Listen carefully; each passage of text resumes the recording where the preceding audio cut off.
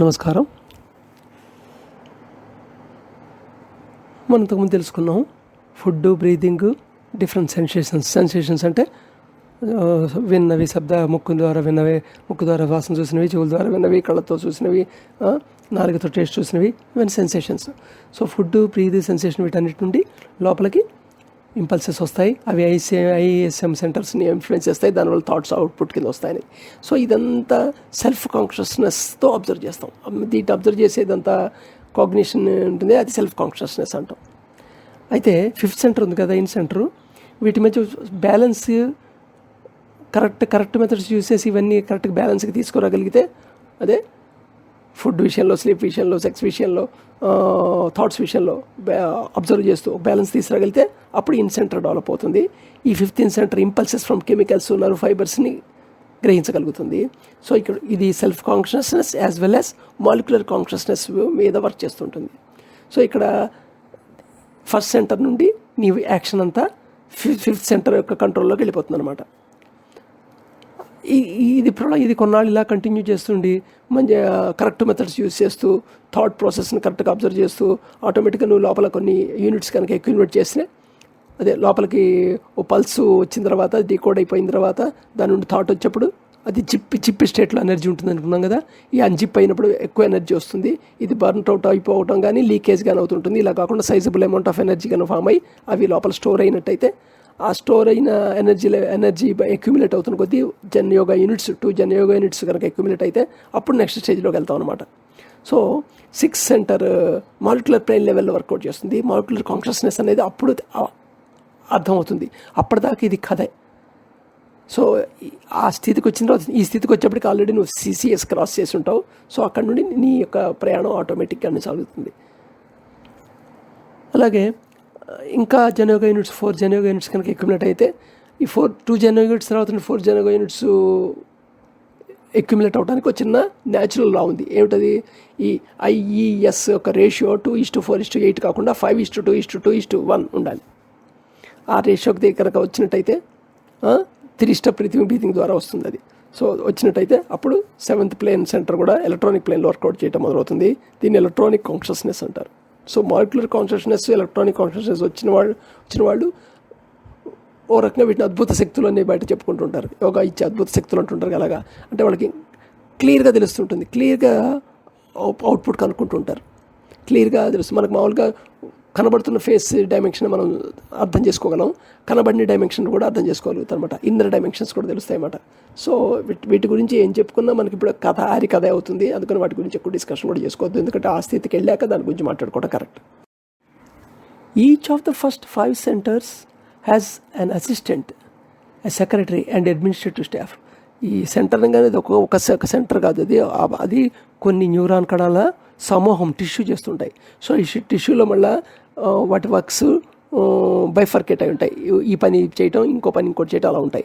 So రకంగా చెప్పాలంటే ఒక ఆఫీస్లో అడ్మినిస్ట్రేటివ్ స్టాఫ్, సెక్రటరీ, టైపిస్ట్ అలాగా మిగతా కణాలు అన్నీ కలిపి గ్రూప్ కింద ఐ సెంటర్ పనిచేస్తుంటుంది.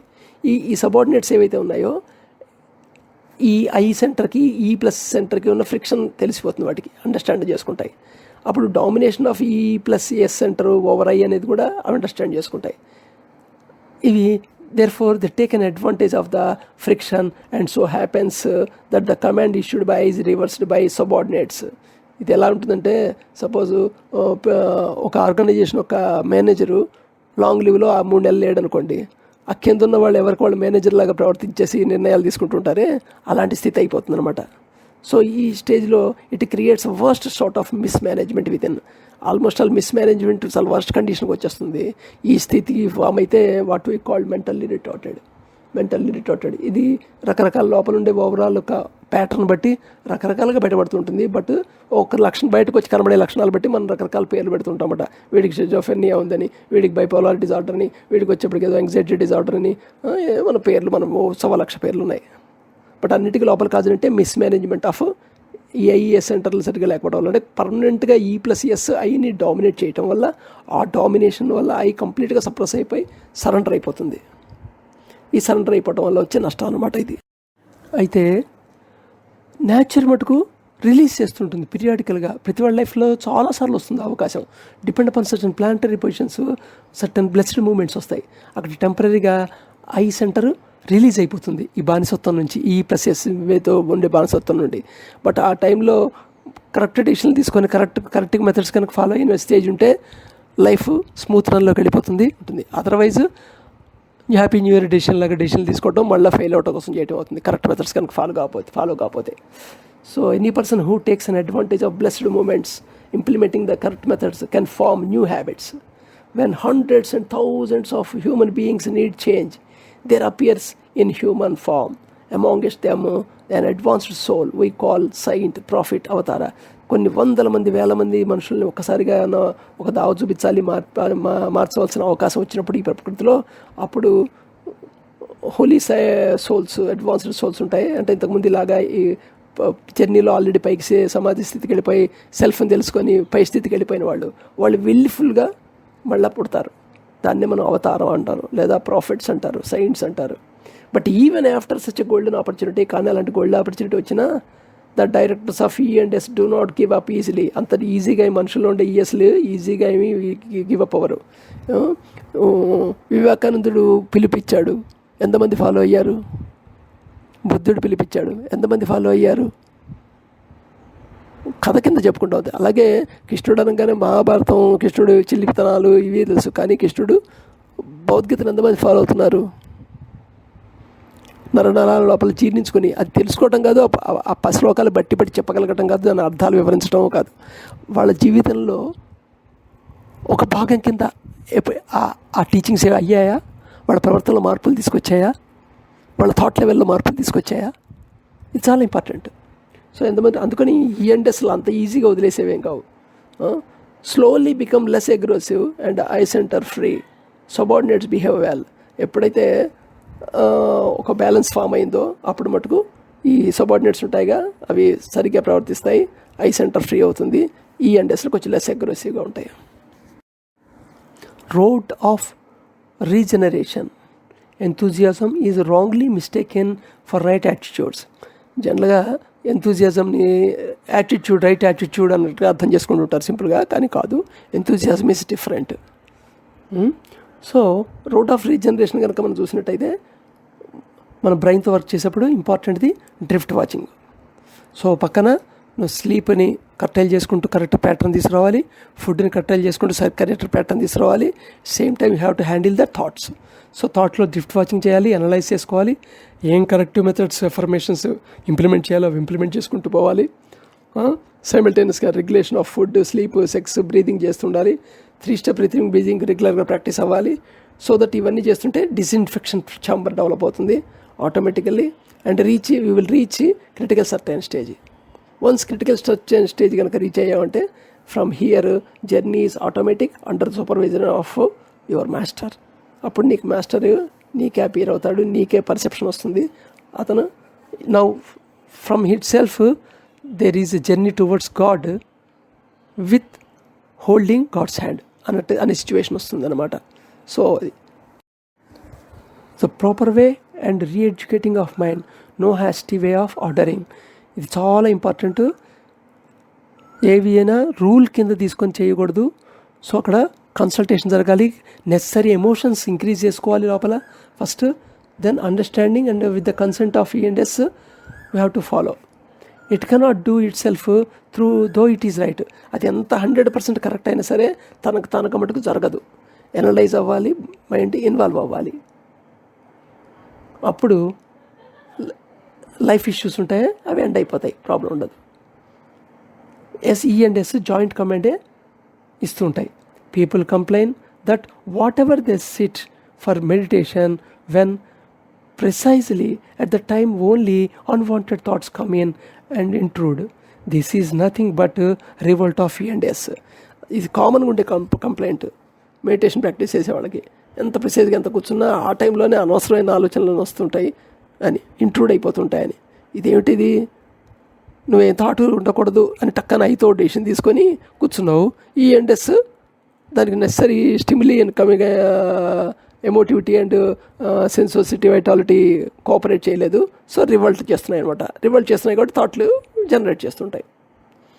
వాస్తవం ఏంటంటే you have to work with section 2 of mind, not section 1 of mind for meditation. Being it is not meant for it. అదనమాట. Enthusiasm is wrongly mistaken for the right attitude. చిన్నగా right attitude అని అనుకుంటారు. Enthusiasm వేరు. Enthusiasm అంటే ఆ పని చేయటంలో ఒక ఆనందం, ఆ పని చేయాలనే కోరిక. రైట్ యాటిట్యూడ్ వేరు. రిలేటెడ్ ఉంది. రైట్ యాటిట్యూడ్ ఉన్న వాళ్ళకి ఎంథూసియాజం ఉండే ఛాన్స్ ఉంది అంతవరకే. But enthusiasm is limited and mostly belongs to the I centre only. Enthusiasm అనేది I centre related matter and evaporates తొందరగా అయిపోతుంటుంది. జాగ్రత్తగా ఉండు. దాన్ని సస్టైన్ చేసుకోవాలంటే ప్రొఫౌండ్ ఇంట్రెస్ట్ ఉండాలి. ఫస్ట్లో చెప్పుకున్నాం మనం. So also die all new year resolutions. అందుకోసం ఊకే ఆదరబాదరగా తీసుకుని నిర్ణయాలు ఏమి నిలబడవు. Have I to observe the agitations that go on below the surface of my brain like those in an electric computer. Electric computer లోపల రకరకాల పల్సెస్ లోపల సర్క్యూట్లో తిరుగుతుంటాయి. అలాగే నా బ్రెయిన్ లోపల అంతర్గతంగా జరుగుతున్న యాజిటేషన్స్ నేను అబ్జర్వ్ చేయగలనా? After tried thousands of years man will not able to use his brain to full capacity. కొన్ని వేల ఏళ్ల బట్టి ట్రై చేస్తున్నాడు మనిషి పూర్తి బ్రెయిన్ వాడటానికి, కానీ ఫుల్ కెపాసిటీతో ఇప్పటికి కూడా వాడట్లేదు. జస్ట్ 10% ఆఫ్ హిస్ టోటల్గా బ్రెయిన్ కెపాసిటీని మాత్రమే వాడుతున్నాం మనుషులు. సో కాల్డ్ సక్సెస్ఫుల్ అనే పర్సన్సే. మనమైతే ఇంకా అంతకంటే తక్కువ. All the process of conscious relations of the glands and the body. ఇంత ప్రాసెస్ ఏమిటి? కాన్షియస్ రిలేషన్ ఆఫ్ మనకున్న గ్రంథులు, మన శరీరం యొక్క మంచి కాన్షియస్ రిలేషన్స్. ఈ ప్రాసెస్ అంతా బయాలజికల్ ప్రాసెస్ అంతా. There may be vibrations so subtle that the senses do not detect them as yet. ఈ గ్లాండ్స్, బాడీ మధ్యలో రకరకాలు జరిగే కాన్షియస్ రిలేషన్స్ ఉన్నాయి. ఈ ప్రాసెస్లు వీటిలో కొన్ని వైబ్రేషన్స్ జనరేట్ అవుతుంటాయి, పల్సెస్. ఈ పల్సెస్ చాలా సబ్టిల్గా ఉంటాయి, సూక్ష్మంగా ఉంటాయి. మన సెన్సెస్ డిటెక్ట్ చేసేవి కావు. This all under the jurisdiction of in centre. ఈ సెకండ్ మైండ్ యొక్క సెకండ్ సెక్షన్లో ఇన్ సెంటర్ జ్యూరిస్డిక్షన్లోకి వస్తాయి. The 4 centers along with the interplay of their qualities simultaneously at different levels transfer all coded impulses into coded thoughts. ఈ section వల్ల ఉండే 4 centers ఉన్నాయి. అవి మటుకు వాటి క్వాలిటీస్ నుంచి సైమిల్టేనియస్గా అన్నీ దాని తర్వాత ఒకటి డిఫరెంట్ లెవెల్స్లో, ఒకే లెవెల్స్లో అవ్వదు. ఒకదానికి ఇంటెన్సిటీ వస్తుంది. ఆ డీకోడెడ్ పల్సెస్ యొక్క ఎనర్జీ బట్టి అన్ని కోడ్స్ని డీకోడ్ చేస్తుంటాయి, థాట్స్ రూపంలో బయటకి ఇస్తుంటాయి. To do this without a pass is the inherent property of the section 1. ఇది ఆగకుండా మొత్తం 24 గంటలు పుట్టినప్పటి నుంచి వచ్చేదాకా జరుగుతూ ఉండే ఇన్హెరెంట్ ప్రాపర్టీ, ఆ సెక్షన్ యొక్క ప్రాపర్టీ అది. To do anything else would mean not following its own law. దీనికి వేరే పని చెప్పామనుకో, మన దేహం ఏ నియమాల మీద పనిచేస్తుందో ఆ నియమాన్ని ఫాలో కాకుండా చేసినట్టు. This non stop picture formation presupposes that it is unnatural not to form pictures every moment during whole our life. Therefore, never to give attention to even the finest, noblest for more than a fraction of a second. So వీటి functional అనేది కూడా non స్టాప్గా pictures form చేయటం అనేది దీని function. కాబట్టి ఎంత గొప్ప విషయమైనా, ఎంత అమోఘమైన విషయమైనా దాని మీద కాన్సన్ట్రేషన్ మటుకు, ఫోకస్ మటుకు 1-2 క్షణాలు పెడుతుంది, అంతకంటే ఎక్కువ పెట్టలేదు. ఎందుకంటే ద నేచర్ అది. So the section is not suitable for high activities like. అందుకని ఈ సెక్షన్ సూటబుల్ కాదు దీనికి, మెడిటేషన్, కాన్సన్ట్రేషన్ ఇలాంటి వాటికి. Our programme aims at certain disciplines of our body and mind. So అందుకని బాడీ మైండ్ మీద సర్టన్ డిసిప్లైన్స్ మీద మనం ప్రోగ్రామింగ్ చేసుకోవాలి. Which help us to build up natural resources from within. దానివల్ల మన లోపల ఉండే న్యాచురల్ రిసోర్సెస్ బిల్డప్ అవుతాయి. అదే సెక్షన్ 2, సెక్షన్ 3, సెక్షన్ 4 వీటి బిల్డప్ చేసుకోవాలి. సో ఇవి బిల్డప్ చేసుకోకుండా యోగాలో హయ్యర్ వాటికి అటెంప్ట్ చేయడం అనేది ఫూలిష్నెస్, అంతకంటే